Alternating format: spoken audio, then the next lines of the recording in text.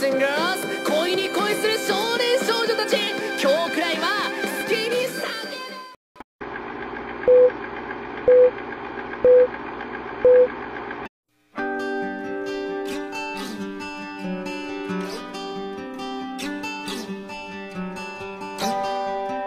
Sebelum saya membahas tentang sinopsis It's Okay to Not Be Okay episode 7, saya akan menjelaskan dulu nih tentang sinopsis It's Okay to Not Be Okay episode 6 yang tayang tadi malam. Kang Tae sampai di kastil kediaman Moon Yang dan melihat sang kakak yang tertidur sambil memeluk botol minuman keras. Kang Tae menghampiri kakaknya dan mencoba membangunkannya.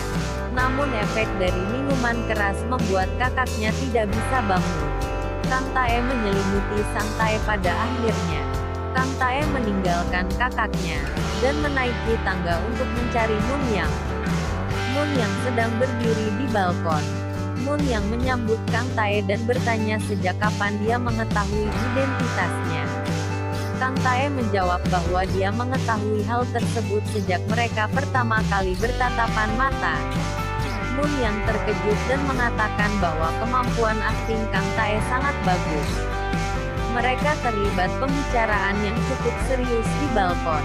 Kang Tae mengucapkan terima kasih karena Moon Yang menyelamatkannya dari sungai es dan meminta maaf karena sudah menjadi pengecut yang kabur setelah menyatakan cinta. Kang Tae juga menjelaskan bahwa dia sudah tidak bisa memikirkan hal lain kecuali kakaknya saat ini. Moon Yang tidak terima dengan ucapannya. Dia pun berusaha untuk menahan Kang Tae dan bertanya kenapa hanya sang Tae yang menjadi prioritasnya. Kang Tae menjawab semua pertanyaan Moon Yang dengan penjelasan bahwa dia tidak ingin menjadi seseorang yang dibutuhkan oleh orang lain lagi.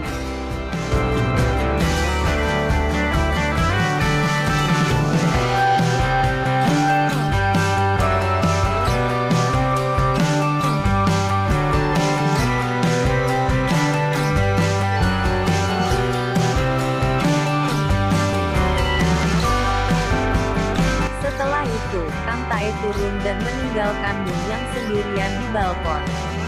Moon Yang tidak tinggal diam dan mengejar Kang Tae.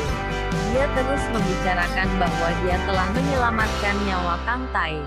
Kang Tae merasa tidak terima dengan ucapan Moon Yang dan menjawab bahwa bantuan Moon Yang membuatnya merasa seperti pecundang selama ini.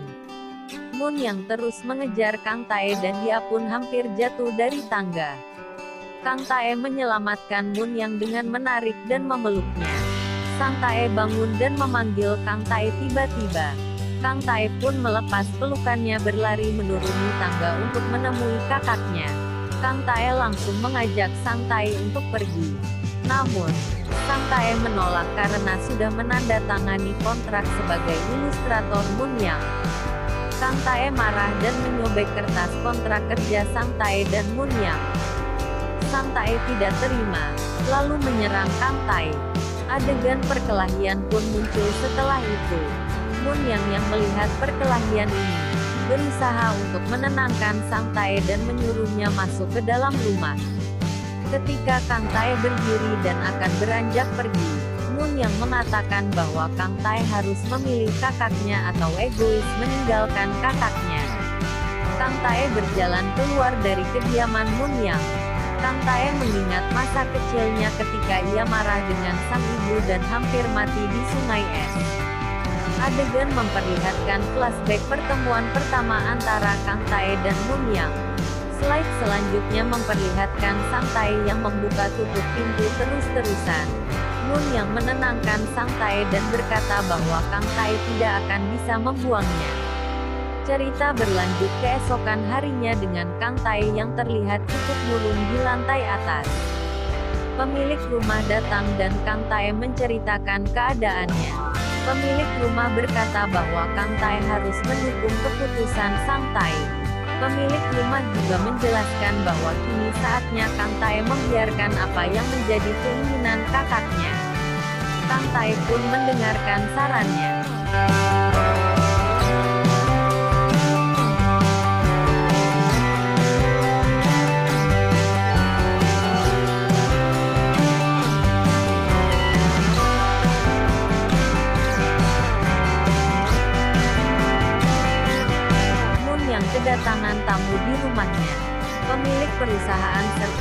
asistennya datang ke kastil tertutup. Sang Tae membuka pintu. Karena tidak mengenali siapa mereka, dia pun menutup pintu kembali. Moon yang mendengar kegaduhan dan turun untuk membuka pintu. Dia pun berbicara dengan pemilik perusahaan, dan berkata Sang Tae adalah ilustrator komiknya sekarang. Pemilik perusahaan tentu saja menolak tim yang sudah terbentuk. Dia mempertanyakan bagaimana cara Moon yang merawat Sang Tae, karena Moon yang tidak bisa mengendalikan dirinya sendiri. Moon yang pun dengan santai menjawab bahwa dia sudah menemukan tuas pengamannya, yaitu Kang Tae. Kang Tae muncul dengan membawa barang milik kakaknya dan hal ini membuat Moon yang terlihat senang.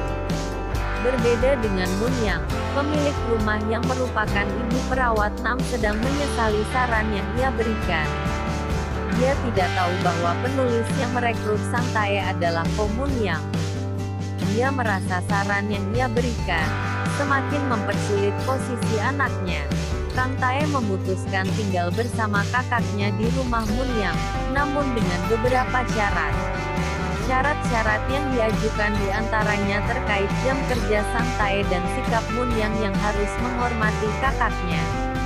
Jaesu yang mengetahui kepergian Kang Tae langsung berlari ke lantai atas. Dia menelpon Kang Tae dan memperingatkan Kang Tae. Dia pun berteriak kepada Kang Tae agar kembali kepadanya. Perawat Nam dan ibunya mendengar teriakan Jaesu. Dia pun bertanya kepada ibunya, dan dijawab oleh ibunya.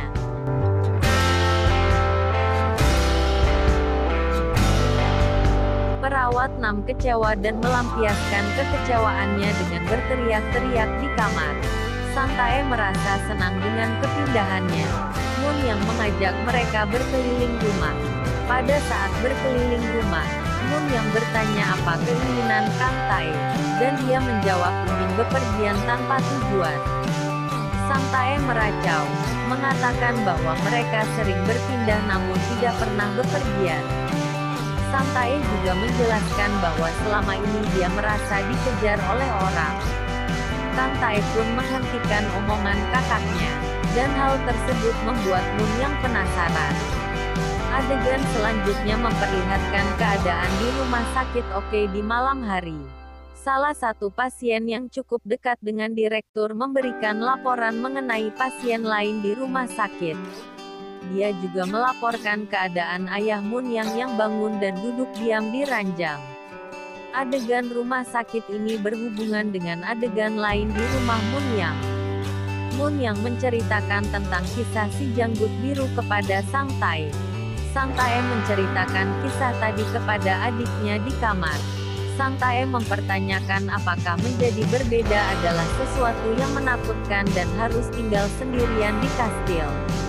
Kang Tae pun menjawab bahwa menjadi berbeda terkadang menakutkan, tetapi suatu saat tokoh dalam kisah janggut biru akan keluar dari kastil dan menemukan cinta sejatinya yang mengatakan bahwa menjadi berbeda itu tidak apa-apa. Keesokan harinya masih berlatar di rumah sakit Oke. Direktur serta perawat melakukan kunjungan ke kamar. Direktur menanyakan siapa nama ayah Moon Yang dan dia pun diam saja. Namun saat perawat membenarkan posisi selimutnya, dia berkata bahwa ibu Moon Yang sangat cantik bak malaikat. Perawat lalu keluar dan terlibat pembicaraan dengan direktur mengenai keadaan ayah Moon Yang.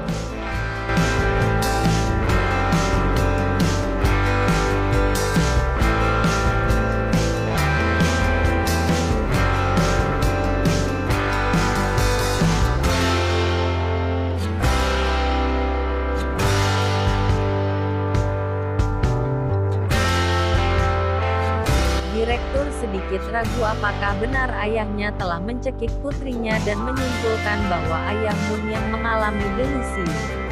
Moon yang terbangun dengan suasana rumah yang berbeda. Dia melihat banyak makanan di meja makan. Dia juga melihat Kang Tae yang memasak sarapan mereka. Mereka sarapan bersama dan Moon yang sangat menikmati keadaan tersebut. Moon Yang, Kang Tae dan Sang Tae berangkat bersama menuju rumah sakit Oke.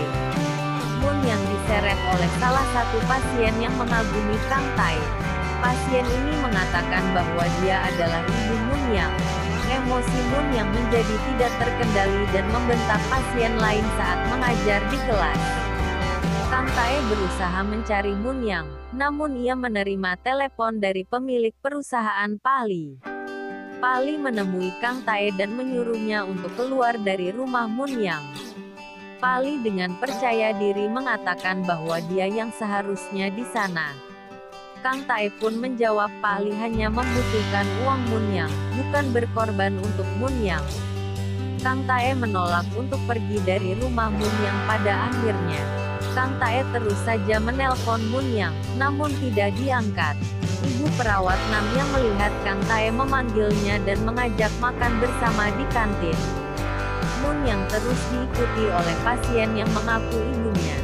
Moon Yang pun tidak bisa mengendalikan dirinya, dan mengatakan bahwa ibunya sudah meninggal. Pasien tersebut tidak percaya dan pingsan pada akhirnya.